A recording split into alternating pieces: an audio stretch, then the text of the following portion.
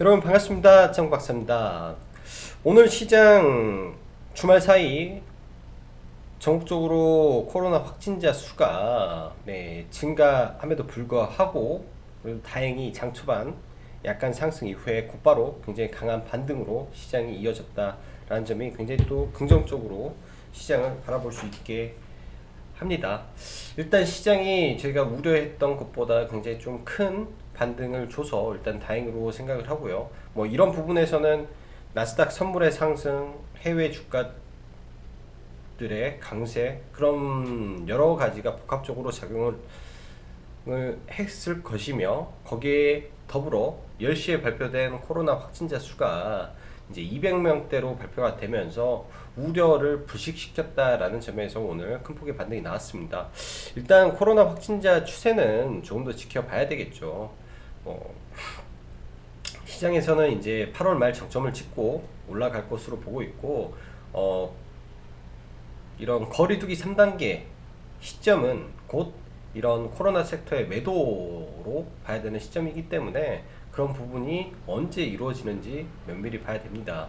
지금 이제 어떻게 보면 이 코로나 관련주와 일반적인 종목군들이 이 시소 게임을 하고 있다라고도 보여지는데요. 그래서 뭐 조심조심해서 매매를 하되 트렌드를 잘 읽고 가는 매매가 좀 필요해 보인다라고 보여집니다. 오늘 같은 경우는 장 초반 뭐 미국에서 혈장 치료제 긴급 사용 승인 이슈가 나오면서 혈장 관련주가 장 초반 강세를 보였고, 뭐 아스트라제네카의 뭐 백신 등 백신 이슈, 치료제 이슈 등이 해외에서 뭐 지속적으로 나오면서 이런 부분이 어떻게 보면은 주가에 긍정적으로 작용했던 부분이 많다라고 보여지고요. 지수 반등 국면에서 일부 비중 확보한 이후 시장을 다시 보는 게 저는 좋겠다라는 생각을 합니다. 현재 시장은 뭐 여기서 이제 다행스럽게도 코로나 확진 추세가 급격히 줄어들면서 시장이 안정화된다면 직전 고점까지도 갈 수 있는 유동성을 가지고 있습니다. 근데 지금 이제 미국에서 뭐 경제지표 악화라든지 여러 가지 이 안 좋은 이슈들이 달리 해석이 돼서, 예를 들면 경제지표 부진이라든지 그 다음에 뭐 실업급여 지급 청구 건수가 늘어난다면 연준이 그런 부분을 보고 더 많은 유동성을 시장에 공급할 거야 라는 기대감이 지금 미 증시를 끌어올리고 있습니다. 유동성 확장에 대한 기대감이 크기 때문에 이번 주에 있을 미국의 잭슨홀 미팅에서 이러한 유동성 공급에 대한 추가 부양책에 대한 부분이 만에 하나 좋지 않다면, 지난번 7월 FOMC 회의록 공개에서도 마찬가지로 기존과 별반 다를 점이 없다라는 점에서 약간의 우려가 저는 있다라고 생각을 합니다. 그렇기 때문에 시장이 반등을 해준다면 일부라도 현금 확보를 추가로 해놓고 적어도 잭슨홀 미팅이 지난 다음에 미 증시의 방향을 살펴야 되지 않겠나라고 저는 생각을 하고 있고요.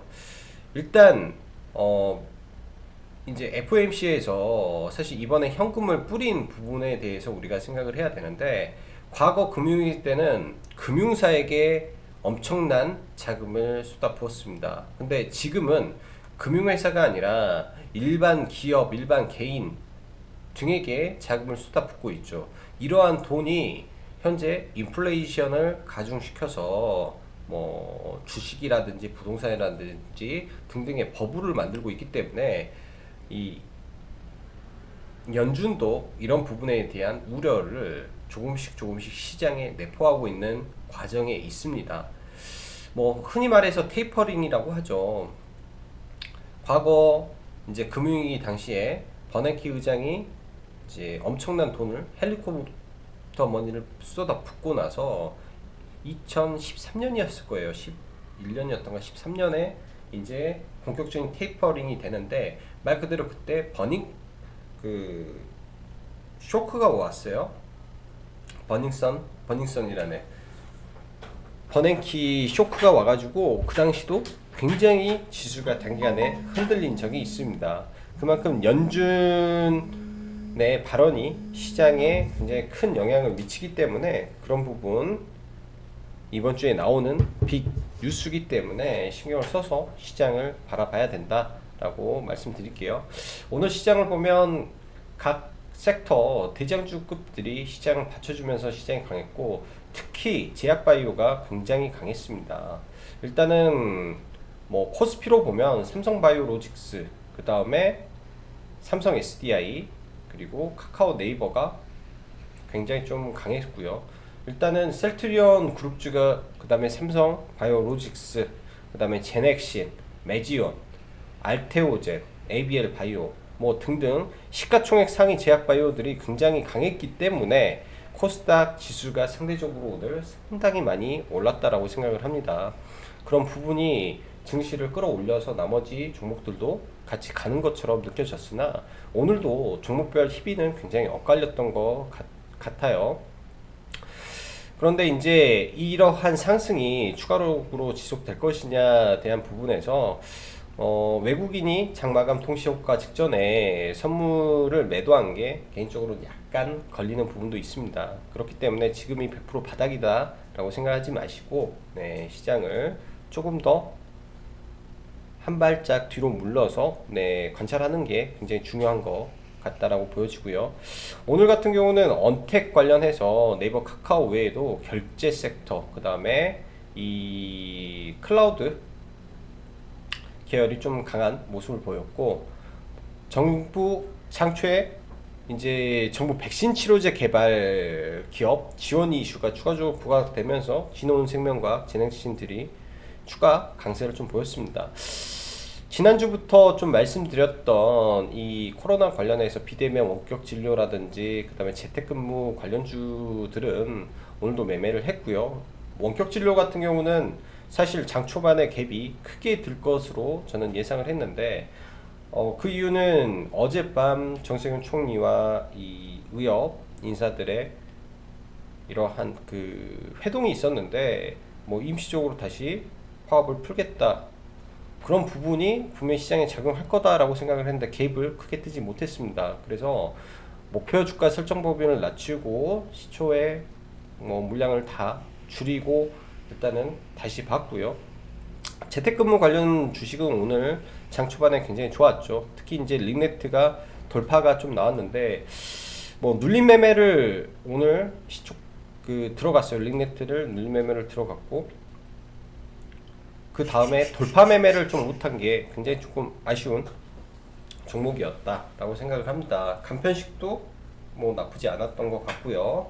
자, 그럼 전체적으로 종목들 보면서 넘어가도록 하죠. 시가총액 상위 종목들 좀 볼게요. 먼저 오늘 삼성 바이오로직스 지금 54조 2천억이에요. SK 하이닉스가 54조 9천억, 서로 왔다리 갔다리 하는데 EB 싸움이 지금 치열하게 좀 펼쳐집니다. SK 하이닉스가 박살이 나가지고 이렇게 됐고요. LG화학도 누적 수급이 어마무시하게 들어오고 있습니다. 다음 같은 종목의 삼성 SDI인데, 삼성 SDI는 어제 저희가 매수가 들어가서 오늘 좀 매도를 하고 마무리를 좀 지어 버렸네요. 좀 더 추가 상승을 봤어도 됐을 것 같은데, 일단 삼성 SDI 같은 경우는 뭐 이러한 구간까지의 반등이 좀 나와 있으니까 추가적으로 좀 더 봐도 될 것 같고요. LG화학도 마찬가지고, 지수가 반등할 때 가장 강력한 섹터가 지금은 2차전지와 카카오, 네이버 계열로 봐야 될 걸로 보여집니다. 이거 외에 다른 대형주의 반등 폭은 사실 제한적이기 때문에 어쩔 수 없이 주도주 위주로, 지수가 하락한다면 다시 주도주 위주로 매수를 하고, 지수가 하락한다면 주도주 위주로 매수를 하는 그런 전략이 필요할 것 같고, 제약바이오 안에서 오늘 굉장히 좀 상승 종목이 많았죠. 뭐 메지온, 유대나필 관련된 기대감으로, 그 다음 뭐 제넥신, 진원 생명과학이 상한가에 들어가고, 그 다음에 유나이티드 제약 상한가 들어가고, 그 다음에 액세스바이오가 낙주에서 살아나는 등 오늘 제약바이오가 뭐 1년이 굉장히 좀 좋았던 모습을 보여줬습니다. 그 밖에 이제 결제 쪽에서 오랜만에 좀 반등이 나왔는데요. KG 모빌리언스라는 종목을 뭐 저희는 약간 물려 있습니다. 일단 이런 종목은 되게 매물이 많기 때문에 이런 구간에서 반등을 해주면 물량 정리를 하는 게 저는 옳다라고 생각을 합니다. 종목의 펀더멘탈, 뭐 실적, 그 다음에 시가총액 기준 등등은 굉장히 저는 뭐 비싸지 않다라고 생각을 하고 있는데, 이러한 하락 조정 구간이 있죠. 하락 조정 구간의 길이가 있으면 옆으로 횡보하는 기간도 필요합니다. 올렸다가 이렇게 횡보를 하고 올라야 제대로 상승이 나오는 이 N자 파동이 여기서 터지기 때문에 이번에 반등은 적절한 구간에서 매도 기회로 잡아야 될 것 같고, KINX가 사실은 사업 모델이 굉장히 좋은 회사이기도 합니다. 클라우드 쪽에서 사업 모델이 굉장히 좋은 회사이기도 하고 실적 추이도 나쁘지 않은 종목이죠. 꾸준히 실적이 우상향하는 종목 중에 하나인데, 그동안 양호한 추세를 만들고 다시 신고가를 갔다라는 점에서 긍정적으로 보고 관심 종목으로 놓고 봐도 될 것으로 보여지고요. 그 다음 현대차, 삼성물산. 현대차도 네, 시간 외에 굉장히 강하네요. 코스피 우량주, 대형주들이 생각보다 네, 내일까지 추가 반등을 보일 걸로 보여지네요. 삼성물산도 양호한 흐름이고, 추후에 이제 삼성생명법에 대해서 어떻게 될지 추가적으로 봐야겠지만, 삼성물산도 하락을 하면 언제든지 매수권으로 잡고 가야 될 걸로 보여집니다. 결국은 큰 틀에서 이러한 추세를 타고 갈 가능성이 이제는 굉장히 높아졌다라고 보여지고, 수급, 그 다음에 이때 만들어진 거래량, 누군가는 들어와서 매집을 했다라고 판단이 됐네요. 굉장히 오랜 기간 동안 횡보하던 주식이 바닥권에서 지금 돌아가고 있기 때문에 추세 하단에서 잡아보는 것도 나쁘지 않고, 자, 그 다음 관심주로는 일양약품.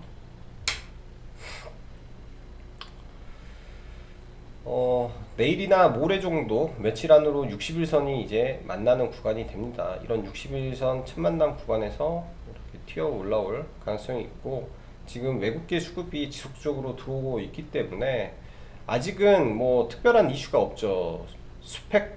스펙트라? 곧 이슈가 나오면 한방 정도는 크게 튀어 올라갈 것으로 보여지고요. 그 다음에 부강약품도 최근 외국인들의 수급이 굉장히 양호한 모습입니다.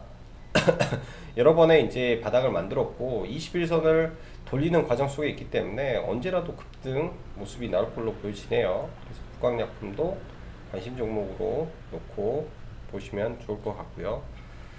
그 다음 오늘 링네트를 저희는 매매를 했는데 8,300원, 5,830원이 저희가 이제 매수가 진입을 한 가격입니다. 거의 이 자리죠. 이 자리에 들어가서 너무 싸게 팔아버렸어요. 여기서 팔아버려가지고 너무 싸게 팔고, 중간에 6,200원을 돌파할 때 차트를 보고 있었는데, 이런 자리에서는 사실 돌파 매매를 했어야 정상입니다. 시장의 트렌드가 맞았고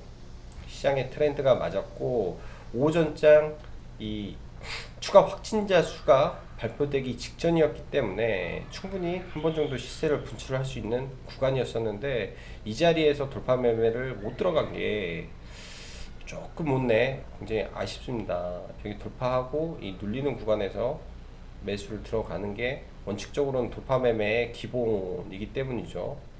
이런 자리에 들어가면 2.5%, 6%, 뭐 직전 고점까지 해서 약 8%의 상승 구간이 충분히 나왔는데, 이런 자리 좀 못 갔고요. 일단 코로나가 완전히 끝난 건 아닙니다. 그래서 내일장 이 구간은 깨지만 않는다면 다시금 올라갈 수 있는 가능성이 좀 열려 있다라고 생각을 하고요. 일단 뭐 ECS가 시간에 조금 약세를 보였기 때문에 관련 종목들도 동반 약세를 좀 보인 것으로 생각이 되고요. 알서포트도 그런 의미에서 조금 주춤하는 모습을 좀 보인다라고 생각을 합니다. 그 밖에 이제 유비케어, 비트컴퓨터는 일단 포지션을 일부 정리를 했기 때문에 다시 볼 건데 아직도 구간은 남아있다라고 생각을 해요. 눌렸을 때 뭐 충분히 볼 수 있다라고 보여지고, 지금은 종목군들을 보는 게 굉장히 좀 제한적인 종목들이 많아서 조금 주의를 하고 있습니다. 그래서 오늘은 관심 종목 쪽에서 뭐 특별히 종목을 나열하기는 그럴 것 같고, 내일 시장 보면서 일단은 대응을 좀 해봐야 될 것 같네요. 자, 오늘 장도 수고 많으셨고, 네, 여기까지 짱구 박사였습니다. 감사합니다.